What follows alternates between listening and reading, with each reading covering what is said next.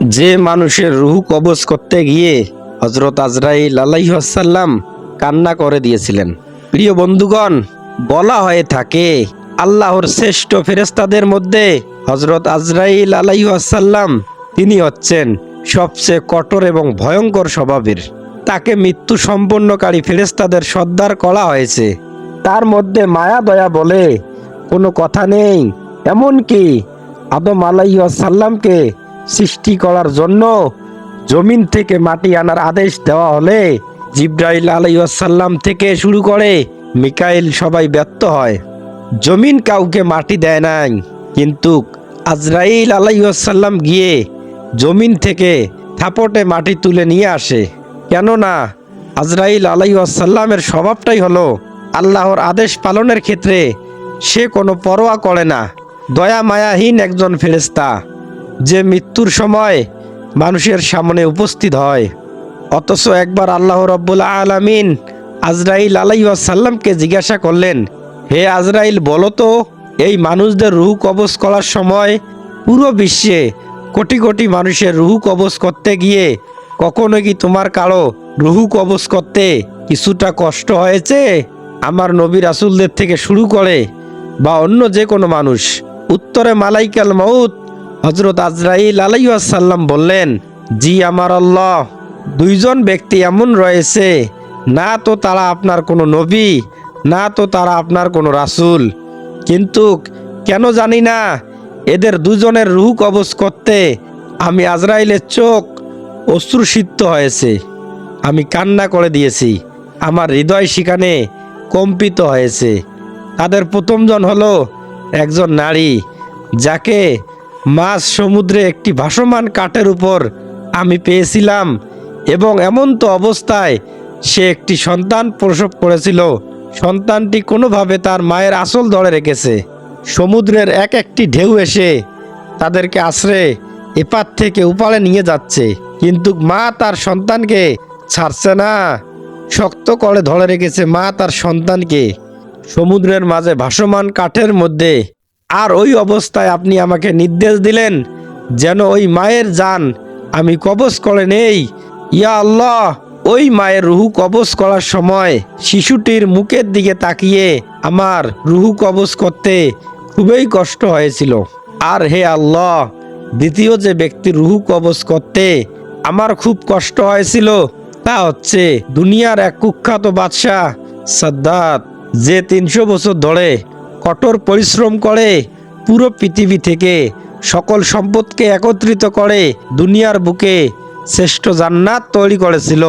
আপনার নবী হুদ আলাইহিস সালামের কাছ থেকে জান্নাতের বর্ণনা শুনে সে যেন পৃথিবীর বুকে এমন একটি জান্নাত তৈরি করেছিল যা এই বিশ্ববাসী কিয়ামতের আগ পর্যন্ত পৃথিবীর বুকে তৈরি করতে পারবে না। আর সেই 300 বছরের কঠোর শ্রম সাধনা শেষে সে যখন সেই জান্নাতে প্রবেশ করতে যাবে, তখন আপনি নির্দেশ দিলেন এক পা জান্নাতে দেওয়ার পূর্বেই তার রূহ কবজ করে নাও।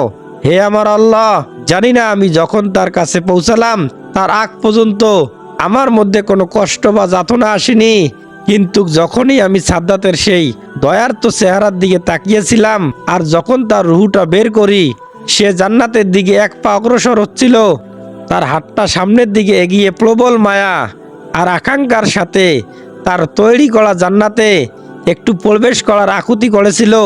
হে আল্লাহ, তখন আমার খুব কষ্ট হচ্ছিল সেই সাদ্দাতের রুহু কবজ করতে। আল্লাহ রব্বুল আলামিন আজরাইল আলাইহিস সালামকে বললেন, হে মালাইকাল মাউত সর্দার আজরাইল, সমুদ্রের মাঝে যে শিশুর মায়ের রুহু কবজ করতে তোমাকে পাঠিয়েছিলাম এবং যে শিশুটির কষ্টের কথা ভেবে তার মায়ের রুহ কবজ করতে তোমার কষ্ট হচ্ছিল, সেই সন্তানটি হলো সাদ্দাত। আমি তাকে সেই মাঝ সমুদ্র থেকে নিয়ে এসে বাদশাহ বানিয়েছি পুরা পৃথিবীর, কিন্তু পরবর্তীতে সে নাফরমান এবং অহংকারী হয়ে উঠে যায়। আল্লাহু আকবার। প্রিয় দর্শক, আজ আমি আপনাদেরকে সেই সাদ্দাত বাদশার কিছু অজানা তথ্য জানাবো। কেননা আমরা জানি সাদ্দাত পৃথিবীতে জান্নাত তৈরি করেছিল, কিন্তু কোন নবীর আমলে ছিল, আর কেন সাদ্দাত 900 বছর বেঁচে ছিল, এই অজানা বিষয়গুলো কিন্তু আমাদের জানা উচিত। পৃথিবীর অত্যন্ত গুরুত্বপূর্ণ তথ্য উপাত্ত রয়েছে এই ঘটনার ভিতরে। প্রিয় শেষ ঠিকানা ইউটিউব চ্যানেলের দর্শক মণ্ডলী, আমরা জানি হযরত নূহ আলাইহিস সালামের তরিতে যারা ভেসে এই পৃথিবীর বুকে বেঁচেছিল তারাই ছিল পরবর্তী পৃথিবীর অন্যতম বসবাসকারী, এবং তাদের বংশধরেই পুরা পৃথিবী আবাদ করেছিল। আর ওই বংশধরের মধ্য থেকে একটা বংশধর ছিল কওমে আদ। এই জাতি ছিল খুবই শক্তিশালী এবং ক্ষমতাশালী। বলা হয়ে থাকে পৃথিবীর বুকে আল্লাহ পাক এত শক্তিশালী কোনো জাতি আর সৃষ্টি করেননি, যারা এক হাত দিয়ে আকাশচুম্বী গাছ পর্যন্ত উপড়ে ফেলতে পারে, পাহাড় ঠলিয়ে দিতে পারত লাথি মেরে, এত শক্তিশালী ছিল। আর এদের কাছে আল্লাহ রাব্বুল আলামিন তাদের মধ্য থেকে সবচেয়ে শক্তিশালী ব্যক্তিটিকে নবী গড়ে পাঠিয়েছিলেন, যার নাম ছিল হুদ আলাইহিস সালাম, যিনি ওই শক্তিশালী মানুষদের মধ্য থেকেও আরো বেশি শক্তিশালী ছিলেন। সুবহানাল্লাহ। কিন্তু সেই জাতি তাদের প্রিয় ভাই, আপন ভাই এই হুদকে অস্বীকার করেছিল। প্রিয় দর্শক, কম জাতি ইরাম নামক একটি বস্তিতে বসবাস করত, আর এই জন্য তাদেরকে আদে ইরাম বলা হতো। এই এলাকার মানুষগুলো পাহাড় কেটে কেটে বড় বড় প্রাসাদ বানাতো। ওই জাতির মধ্যে দুইজন এমন বাদশাহ এসেছিল যাদের শাসন ছিল সবচেয়ে ভয়ঙ্কর, এবং তারা ছিল খুবই উচ্চাকাঙ্ক্ষী, যাদের একজনের নাম ছিল সাদিদ, সে ছিল বড় ভাই, আর অপরজনের নাম ছিল সাদ্দাত, সে ছিল সাদিদের ছোট ভাই। তারা একে অপরের ভাই ছিল। তো সাদিদ বাদশাহ থাকা অবস্থায় মৃত্যুবরণ করার পর তার ছোট ভাই সাদ্দাতের কাছে ক্ষমতা চলে গিয়েছিল। তো যাই হোক, এদের শাসন ওমান, ইয়ামেন এবং উরদান এবং উত্তর আরব পর্যন্ত ছড়িয়ে পড়েছিল। এই সাদিদের মৃত্যুর পরে সাদ্দাত ক্ষমতায় বসে এত অহংকারী হয়েছিল যে এক পর্যায়ে সে নিজেকেই খোদা দাবি করে বসলো। নাউযুবিল্লাহ। আবার মাঝে মাঝে বলতো, আমার নিজের কাছেই যখন সকল কিছু রয়েছে, তাহলে আমি কেন খোদার ইবাদত করতে যাব? নাউযুবিল্লাহ। সে নাফরমান বাদশাহ সাদ্দাত হযরত হুদ আলাইহিস সালামের কাছ থেকে জান্নাত সম্পর্কে জানতে চাইল। সাধারণত এই ধরনের বাদশারা তাদের কাছে আগত নবী রাসূলদের উপর অনেক অত্যাচার করে থাকেন। সাদ্দাতও হযরত হুদ আলাইহিস সালামের উপর অত্যাচার করার বিভিন্ন সুযোগ খুঁজত, কিন্তু বাদশাহ হওয়ার পরেও সে হুদ আলাইহিস সালামের উপর অত্যাচার করার দুঃসাহস দেখাতে পারত না। কেননা ইতিহাস বলে আল্লাহর নবী হুদ আলাইহিস সালাম এত বেশি শক্তিশালী ছিলেন যে ওই শক্তিশালী মানুষদের 100 জন তার কাছে কিছুই ছিল না। আল্লাহু আকবার। তো এই জন্যই নবী হুদকে সবাই এক বা অদ্বিতীয় আল্লাহর দাওয়াতের ক্ষেত্রে নাফরমানি করলেও তার সাথে টক্কর দিতে যেত না। তো যাই হোক, বাদশাহ সাদ্দাত হুদ আলাইহিস সালামের কাছ থেকে আল্লাহর দাওয়াত পেলেন এবং জান্নাতের অনেক নাজ নিয়ামতের কথা শুনে বলল, হে হুদ, আরে এরকম জান্নাত তো আমি দুনিয়াতেই বানাতে পারি।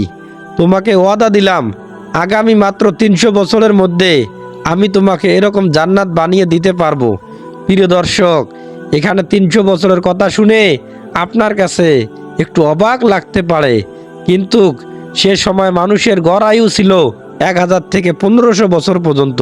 তাই 300 বছর তাদের কাছে আসলে তেমন কোনো বিষয় ছিল না। তো যাই হোক, তারপর সাদ্দাত হুদ আলাইহিস সালামের সাথে জেদ করে পৃথিবীর বুক থেকে শ্রেষ্ঠ 100 জন শিল্পী এবং কারিগরকে দায়িত্ব দিল যাতে তার জন্য দুনিয়ার বুকে জান্নাত বানিয়ে দেয়, আর সম্পূর্ণ পৃথিবীর বিশেষজ্ঞদের আদন শহরে আসার জন্য দাওয়াত করলো। সে তার ভাগ্নে যে ইরানের বাদশাহ ছিল তাকে বলল, যত স্বর্ণ পৃথিবীর বুকে আছে উপস্থিত করো। তারপর তার ভাগ্নে মামা সাদ্দাতের কথা অনুযায়ী এই কাজ করতে থাকলো। পুরো পৃথিবীতে লুটপাট চালিয়ে সকল স্বর্ণ একত্রিত করলো। সমস্ত ইট বানানো হলো সোনা দিয়ে। চলতে থাকলো জান্নাতের কাজ।